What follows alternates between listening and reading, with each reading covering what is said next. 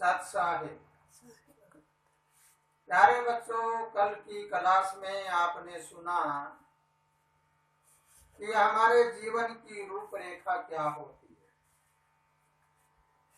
हमारे 12 महीनों में हमारे 30 दिन ऐसे आते हैं जिन 30 दिनों में हम अपने आप के जीवन का पूरा रहस्य समझ सकें।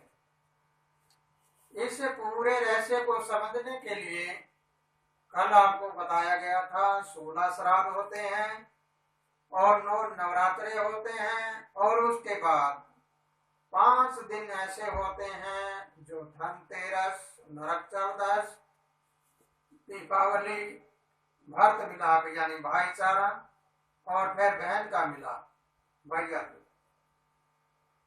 इन 30 दिनों को अगर हम पूरी तरह से समझ लेते हैं और जान लेते हैं तो हमारे ऊपर 3 तरह के जो कर्ज होते हैं। प्रथम कर्ज होता है पितृजनों का, हमारे बुजुर्गों का, हमारे पूर्वजों का। वो कर्ज के लिए हमारे पास 16 दिन होते हैं। प्यारे बच्चों, गंभीरता से समझना है आपको कि हमारे पूर्वजों के 16 दिन क्यों हुए। इसका क्या कारण है? इसका कारण अगर हम समझते हैं तो हमारे 16 संस्कार होते हैं। प्रथम संस्कार जब गर्भ संस्कार है, उस संस्कार से लेकर हम अंतिम संस्कार तक जाते हैं तो कौन करता है ये संस्कार? ये हमारी देहधारी पूर्वज, बुजुर्ग या हमारे वंशज करते हैं। जब 1 से लेकर 16 तक संस्कार हमारे इस देहधारी पुरुष ने किए हैं तो कर्जा किसका होगा? कर्जा तो उसी का होगा जिसने संस्कार दिए हैं। तो इसलिए ये 16 संस्कार के 16 दिन होते हैं। इन दिनों में अलग अलग से विधि विधान होता है, और ऐसा कहा जाता है कि जिसका जिस दिन मृत्यु हुई हो, जिस दिन जो चोला छोड़कर गया हो, उसका उसी दिन का श्राद्ध माना जाता है। श्राद्ध का मतलब कल आपको बताया था श्रद्धा होती है। श्रद्धा कैसी? कि श्रद्धा जो मेरा संस्कार था, जो मैंने जिन संस्कारों के साथ अपना जीवन व्यतीत किया, जीवन व्यापन किया, उसका मैं बदला चुका हूँ, उसका मैं उनको वापिस लौटा दूं। तो प्यारे बच्चों, अगर हम इन 16 संस्कारों को और 16 श्राद्धों को समझते हैं तो हमारी वैदिक रीतियां भी है ये, हमारे सनातन धर्म की रीतियां भी है ये। लेकिन इन रीतियों को अगर हम कुरीतियों में ले लेते हैं तो क्या होता है? अब हमारी सुरीति है और सुरीति को कुरीति में ले लिया तो क्या होगा? फिर तो हमारे कुरीति में सब कुछ बिगड़ जाएगा। न बाप बेटे की मर्यादा, न पति पत्नी की मर्यादा, न बहन भाई की मर्यादा। मर्यादा किस चीज पे अटक जाएगी?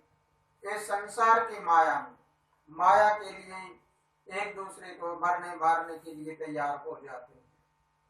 तो प्यारे बच्चों, ये 16 संस्कार हमें पूरी तरह से समझ लेना है। फिर देखते हैं नारी समाज के लिए 16 श्रृंगार होते हैं। 16 श्रृंगार का मतलब ही 16 संस्कार होता है। जब उत्पत्ति करने वाली माँ प्रकृति का रूप नारी समाज होता है और वो 16 श्रृंगारों में पूर्ण रूप से व्यापित हो, पूर्ण रूप से विकसित हो, पूर्ण रूप से समझदार हो, तो फिर क्या होगा? हमारे 16 संस्कार हैं, वो संस्कार पूर्ण रूप से हर इंसान में विकसित रहेंगे।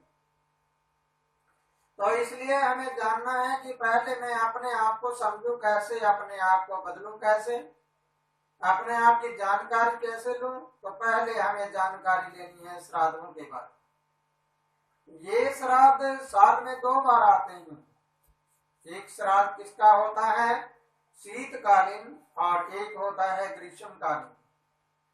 अब ग्रीष्मकालीन जब आता है तो उन श्राद्धों का महत्व शीतकालीन से कम होता है, क्योंकि जब सूर्य मीन राशि में होता है तब वो अपना रुख पलट लेता है, अर्थात वो दोबारा उसी परिधि पे आ जाता है। और जब सूर्य कन्या राशि में होता है तो वो आधा में आके आधे से आगे चलता है। जैसे अमावस्या से पूर्णिमा की ओर गया और पूर्णिमा से अमावस्या की ओर चंद्रमा जाता है। इस प्रकार सूर्य भी अपने दो भाग रखता है, एक हमारे आसोज में आता है, दूसरा चैत्र में आता है। तो प्यारे बच्चों, अगर तुम इस बात को पूर्ण रूप से समझते हो, विद्वान हो, ज्ञानी हो, सनातनी हो। सनातन का मतलब क्या होता है? हम कहते हैं, सुनते हैं सनातन। सनातन का मतलब होता है हम सब आजाद, हम अपनी मर्जी से कुछ भी करते हैं, किसी को पूजते हैं, किसी का विधि विधान करते हैं, उसमें हमारे ऊपर कोई बंधन नहीं होता। लेकिन आजादी को आजादी रखना भी तो हमारे हाथ में है। अगर हम आजादी का नाजायज फायदा उठाएं तो क्या होगा? फिर तो वो आजादी बर्बादी में पलट जाती है। इसलिए प्यारे बच्चों, आज तुम्हें समझना है कि अब आने वाले समय में जैसे श्राद्ध आ रहे हैं, उससे पहले, उसके आगमन से पहले हमें सोच लेना है और जान लेना है कि सावन और भादों में बहुत से लोग नीचे सोते हैं, जमीन पर धरती का आसन लेते हैं। धरती का आसन लेने का मतलब क्या है? क्यों लेते हैं? क्योंकि आसोज में सूर्य कन्या राशि में जाने वाला है और कन्या राशि दक्षिण में वासा होता है। कन्या राशि दक्षिण की होती है। हमारे शरीर में नाभि कन्या राशि होती है। नाभि हमारा धरती तत्व से संबंध रखता है। इसलिए धरती तत्व से संबंध रखने वाले के पहले हम 60 दिन पहले, यानी 60 घड़ियां पहले हम धरती पे सोना शुरू कर देते हैं, ताकि हमारे अंदर आने वाली एनर्जी, आने वाली ऊर्जा, वो हमारे अंदर पूरी विकसित हो जाए। और पूरा विकसित होने के बाद फिर हम प्रथम चरण में चलते हैं। कौन से में? बुजुर्गों का कर्ज उतार। फिर जो ही आसोच का महीना आता है, मुझे सो जागी, नीचे सोने से मुझे सो जागी। सो जाने के बाद मैंने 16 दिन अपने बुजुर्गों के लिए जो भी उनका खान पान, गति मुक्ति या उनका पिंड भराना या और कुछ करना, उनके नाम से दान और पुण्य यज्ञ वगैरह करना है, वो करना शुरू कर दूंगा। तो जब मैंने पूरे श्राद्धों में अपने बुजुर्गों की आत्मा को शांत कर दिया, अर्थात उनका कर्जा उतार दिया, तो फिर क्या होगा? श्राद्ध हमारे खुशी से हो गए और खुशी से श्राद्ध बीतने के तुरंत बाद नवरात्रे आ जाते हैं। नवरात्रे आ गए तो जरा समझो, नवरात्रे में हमारे मूल कमल से लेकर और सहस्त्रार कमल तक ये 9 देवियां होती है। 9 देवी का मतलब 9 हमारे अंदर दिव्य शक्तियां हैं। ये 9 शक्तियां 9 दिन के लिए हम व्रत करते हैं। पहले आपने देखा 16 दिन हमने पिंडदान किया, 16 दिन हमने अपने बुजुर्गों का कर्ज उतारने के लिए उनके श्राद्ध वगैरह डाले, उनका पीछे हमने यज्ञ वगैरह किया। लेकिन आगे चल के 9 दिनों के लिए हम अपने दिव्य शक्तियों को जगा रहे हैं। हमारे अंदर दिव्य शक्तियां हैं, वो हर समय हमें कार्य भार संभालने की शक्ति देती है। आंखें हैं, ये हमारी इंद्री है। आंखें किसी की काम ना करे तो क्या होगा? संसार दिखाई नहीं देगा।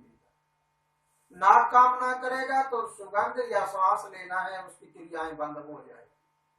त्वचा हमारी स्पर्श ना करे तो कोई भेद नहीं लगेगा क्या हो रहा है। इसी प्रकार हमारी सभी इंद्रियां यानी काम करने के लिए दिव्य शक्तियों के आधार लेती है। 9 दिन का व्रत रखने के बाद 9 शक्तियां हमारी देवीय शक्ति है, वो हमारे अंदर पूर्ण रूप से विकसित हुई। पहले हमारे बुजुर्गों को शांत किया, वो कर्जा उतरा, और फिर हमने देवों का कर्जा उतार दिया। देवों का कर्जा उतार के आखिरी में जाके हम क्या करते हैं? जब हम व्रत खोलते हैं तो क्या करते हैं? हम कन्याओं को खाना खिलाते हैं, कुछ दान पुण्य भी करते हैं, कुछ और करते हैं। ऐसे करके हम उन देवताओं को पूर्ण रूप से संतुष्ट कर लेते हैं। तो प्यारे बच्चों, ये समझ आया है आपको कि बुजुर्गों को हम दे रहे हैं, इसका मतलब बुजुर्ग हमारा लेता है। और दिव्य शक्तियां हैं जो हमारे नवरात्रे हैं, वो हमें दे रहे हैं, और हमें देने के बाद हम उनको कन्या को खाना खिलाना, गायों को खिलाना या और कहीं करना, जो भी करते हैं वो करते हैं। तो दोनों कर्ज हमारे उतरे। कौन सा कर्ज उतरा? बुजुर्गों का कर्ज उतरा और देवे कर्ज उतरा।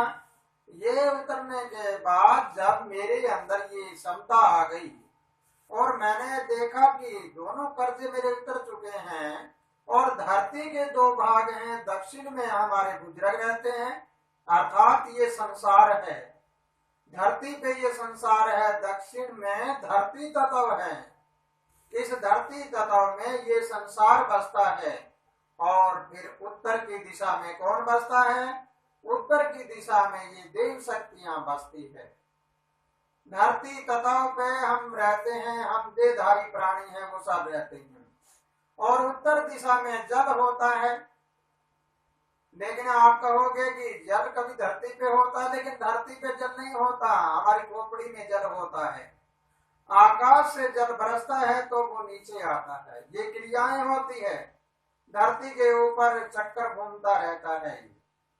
तो देखिए और जानिए, समझिए कि उत्तर दिशा में हमारी दिव्य शक्तियां हैं, वो राजी हो गई, और इधर धरती वाले जीव भी राजी हो गए। धरती वाले तो कहते हैं जाओ लाओ लाओ, जैसे एक बेटा है वो पिता को बार बार कहेगा लाओ इतने पैसे दो, ये दो। पति पत्नी है, उनमें भी कहो पैसे दो, और ना दिया तो नाराज हो। लेकिन ये अवस्था देवता के लिए नहीं होती। देवता कभी मांगता नहीं है, देवता हमें देने वाला होता है, लेने वाला नहीं। देवता तो हम लोग हैं जो धरती के ऊपर रह रहे हैं, एक दूसरे की बराबरी करते हैं, एक दूसरे से ले रहे हैं। अगर हमने दोनों क्रियाओं को समझ लिया तो दशहरा आ गया। दशहरे वाले दिन रावण को मार दिया, हमारा ये दशहरा। इस रावण को मार दिया तो फिर हमारा क्या हो गया? अहंकार से निरंकार। और जब निरंकार हो गया तो वो गुरु का प्यारा हो गया।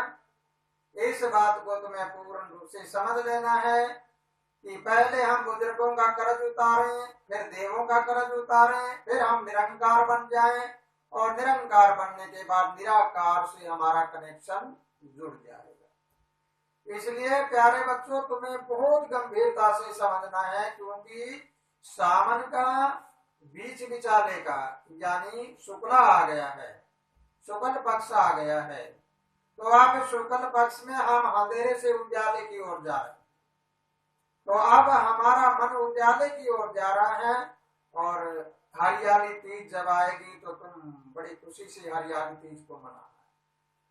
हरियाली तीज का मतलब क्या होता है, इसके बारे में आपको समझना है। 3 गुण होते हैं हमारे शरीर में, रजोगुण, सतोगुण, तमोगुण। 3 शक्तियां होती है, ब्रह्मा विष्णु महेश। और तीज के दिन जब शिव शक्ति यहाँ पर आ गई तो शिव शक्ति के बाद हमारा रास्ता ऊपर हो जाएगा, नीचे नहीं होगा। इसलिए सुहागन जो बहन बेटियां हैं वो क्या करती है? वो अपने सभी तरह के श्रृंगार करके झूला झूलती है, और पहले मेहंदी वगैरह लगाकर खुशियां मनाती है कि हे परमपिता परमात्मा, हमारा योग इस संसार में भी हुआ, और निराकार और हमारी सूरत का शब्द का भी योग हुआ। ऐसे प्रकार सुहानी तीज किसी के लिए तो सुहानी नहीं होती, किसी के लिए सुहानी होती है। जिन लोगों के ये कर्जे होते हैं, बुजुर्गों के कर्ज होते हैं, देव कर्ज होते हैं, गुरु कर्ज होते हैं, वो कभी त्योहार को सुख शांति से नहीं मना पाते। जब भी कोई त्योहार आता है तो अशुभता खड़ी हो जाती है। जब भी कोई त्योहार आता है तो घर में लड़ाई झगड़ा हो जाता है, या पैसे की कमी आ जाती है। कहने का भावार्थ कि हर समय वो परेशानी में रहते हैं। सुहानी तीज में कोई खुशियां मना रहा है, कोई गम मना रहा है, किसी को खुशी है, किसी को गम है। कल क्या था? कल अमावस्या थी। कौन सी अमावस्या थी? हरियाली। कल हरियाली अमावस्या को कुछ लोग तो हरे भरे हो रहे थे और कुछ लोगों के गम छाया हुआ था। गम उन लोगों को छाया हुआ था जिन्होंने अपने पूर्वजों का लेना देना ना किया। उनके दिमाग में खराबी रहती है, वो हर समय परमात्मा की खिलाफत करते हैं और परमात्मा के साथ अनदेखी करते हैं। वो हमेशा नीचे उतरते जाते हैं और गमशील रहते हैं। लेकिन प्यारे बच्चों, किसी के लिए कल की अमावस्या हरियाली थी, बड़ी खुशी से उन्होंने अपने बुजुर्ग जनों के नाम से दान पुण्य किया होगा, जल तर्पण किया होगा और आज का दिन उनके लिए बड़ा शुभ हुआ होगा। लेकिन इसको समझना है, गम और बेगम दोनों क्या है, मैं और परमात्मा क्या है, मैं आत्मा और मन क्या है, मैं इस संसार में रह रहा हूं, ये संसार और मेरे बीच में क्या है। तुम सब के बीच में देखते हो तो एक दीवार खड़ी है, उस दीवार को गिरा दो। दीवार को गिराने के बाद तुम एक हो जाओगे, दो नहीं रहोगे। इस दीवार के कारण ही इंसान के मन मोटाव होते हैं, दीवार के कारण ही इंसान गिरता जाता है, दीवार के कारण ही इंसान को अपनी सूझबूझ नहीं आती, दीवार के कारण ही इंसान कर्जवान होता है। इसलिए जब हमारी ये दीवार हट जाएगी, ये पर्दा हट जाएगा, तो क्या हो जाएगा, फिर हमारा रास्ता अनेक तरह से खुल जाएगा। तो इसलिए प्यारे बच्चों, तुम्हें इस बात को बहुत गहराई से समझ लेना है आज, क्योंकि आज की क्लास को अगर तुमने समझ लिया तो तुम्हारा भविष्य अच्छा आने वाला है। तुम कभी भी ये मत सोचना अचानक क्या घटना घट जाती है किसी के साथ। जैसे हम देखते हैं और विचार करते हैं कि कई बार हम विचार करें कि भाई जैसे हमारे ऊपर पितर कर्ज है, वो क्या क्या करता है। पितर कर्ज में सबसे पहला तो ये होता है कि वो नशा विषय में अपना घर खराब कर देना। दूसरा ये होता है कि अगर हमारे पास पशुधन है तो पशुधन अचानक खराब हो जाना, पशुधन मर जाना, उनके दूध घट जाना, अचानक नुकसान हो जाना। फिर उससे अगला चलता है कि हम देखते देखते आराम से बैठे हैं, एकदम से तनाव पैदा कर दे, वो उसको लड़ने लगा, वो उससे लड़ने लगा, वो उससे लड़ने लगा। फिर ऐसी स्थिति आ जाती है, भागकर कहते हैं मैं आत्महत्या करूं, मैं मर जाऊं, ये कर दूं, वो कर। फिर उसके बाद होता है कि एक दूसरे परिवार के सदस्य ही एक को गिराने के लिए खड़े हो जाते हैं। वो कहता है मैं तुझे मार दूंगा, वो कहता है मैं तुझे मार दूंगा। देखो नाते रिश्ते, देखो एक दूसरे को मरण मारने के लिए तैयार हो जाते हैं। इसका मतलब उसके ऊपर पितर कर्ज है। उससे आगे अगर चलते हैं तो कुछ लोग आत्महत्या कर लेते हैं, कुछ दुर्घटना हो जाती है, एक्सीडेंट हो जाते हैं। ऐसी स्थिति जो होती है वो पितर कर्ज की होती है। प्यारे बच्चों, हमने पहले कह दिया, जब तक ना देखो नैना मत मानो किसी का कहना। अंधविश्वास नहीं है ये भ्रम नहीं है, लेकिन याद रखो अंधविश्वास ही विश्वास होता है और विश्वास ही अंधविश्वास होता है। अगर हमने उसका पूरा निरीक्षण करके, जांच करके उसको जान लिया है और हमें अंधविश्वास नजर आता है तो वो विश्वास हो जाएगा। अगर हमने पड़ताल नहीं की तो हम किसी का कहना मान लिया तो वो विश्वास भी अंधविश्वास हो सकता है, क्योंकि विश्वास को भी अंधविश्वास कहेगा वो तो।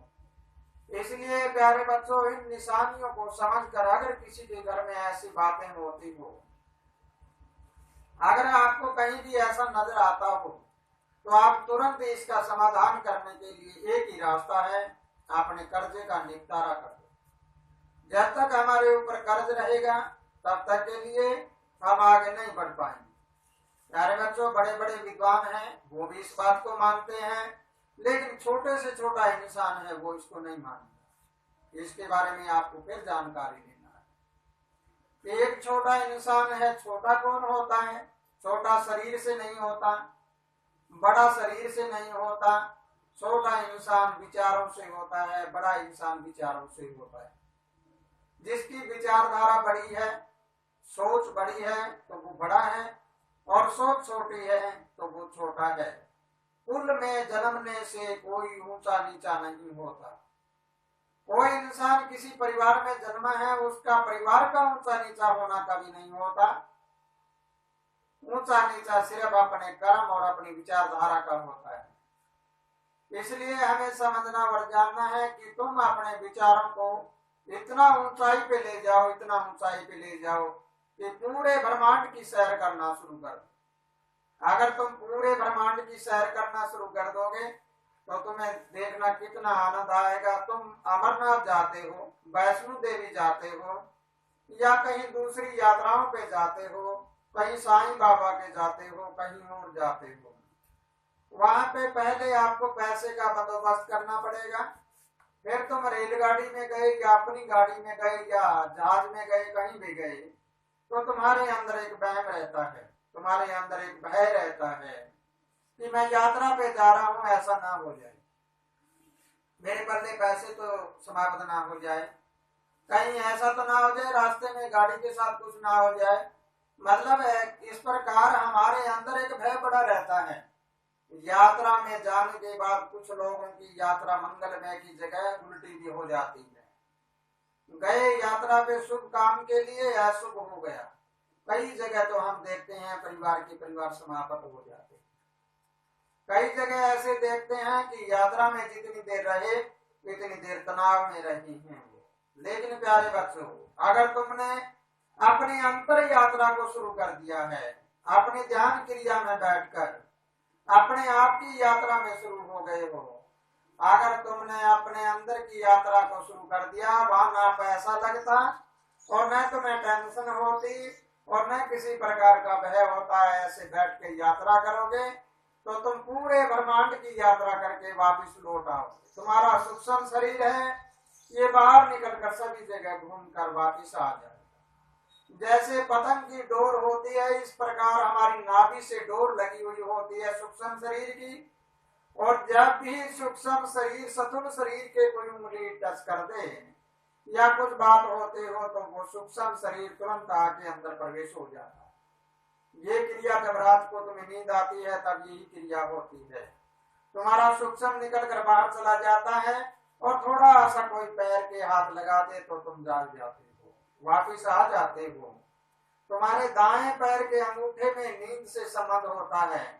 कोई गहरी नींद में सोया हुआ हो और दाहिने पैर का अंगूठा पकड़ो, तुरंत जाग जाएगा। इसलिए प्यारे बच्चों, यात्रा अगर तुमने अंदर की यात्रा करी है तो तुम बाहर की यात्रा करके देखो, चाहे अमरनाथ जाओ, चाहे वैष्णो माँ के जाओ, साईं बाबा के जाओ, बजरंगबली के जाओ या और किसी धार्मिक स्थल पे जाओ, फिर तुम्हें कोई भय नहीं होगा, क्योंकि तुम्हारे पास वो ताकत है जो तुम्हें अनहोनी से बचा देती है।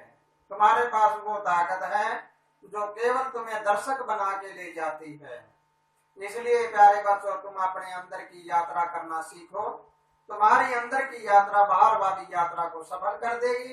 अगर तुम्हारी बाहर वाली यात्रा है तो वो अंदर वाली को सफल नहीं करेगी। बाहर तुम चाहे कितना ही माथा टेको, चाहे कितनी यात्रा पे जाओ, जब तक तुम अपने अंदर की यात्रा शुरू नहीं करोगे तब तक के लिए तुम्हारा तनाव, तुम्हारी टेंशन, तुम्हारा टोटा और तुम्हारे अंदर खींचातानी है वो कभी दूर नहीं होगी। तो प्यारे बच्चों, आज की क्लास में इतना ही, और इसी के क्लास में जो आपको पढ़ाया गया है, इस क्लास में पढ़ाए गए को आप पूर्ण रूप से याद कर लेना है, इसकी गोपना कर लेनी है, इसकी गुणवत्ता को हमारे अंदर जमा कर लेना है। अगर इस गुणवत्ता को आपने पकड़ लिया है तो यात्रा हमारी दो प्रकार की है। एक बाह्य यात्रा है जो गाड़ियों में करते हैं, एक हमारी आंतरिक यात्रा है। आंतरिक यात्रा मेरी सफल हो जाती है तो बाह्य यात्रा भी सफल है, और बाह्य यात्रा अगर हम करते हैं तो आंतरिक यात्रा सफल नहीं होती। अगर मैं परमात्मा का प्यारा हूँ, संसार मेरे पीछे हो जाएगा, लेकिन मैं संसार का प्यारा हूँ तो परमात्मा मेरे पीछे नहीं होगा। इसलिए तुम्हें जानना है कि एक के पीछे होने से दोनों पीछे हो जाते हैं, और एक के पीछे होने से अकेला ही रह जाता है, पीछे कोई नहीं रहता, परिवार वाले भी साथ नहीं देते। तो प्यारे बच्चों, इसी के साथ खुशहाल रहो, आनंद करते रहो। सत साधु।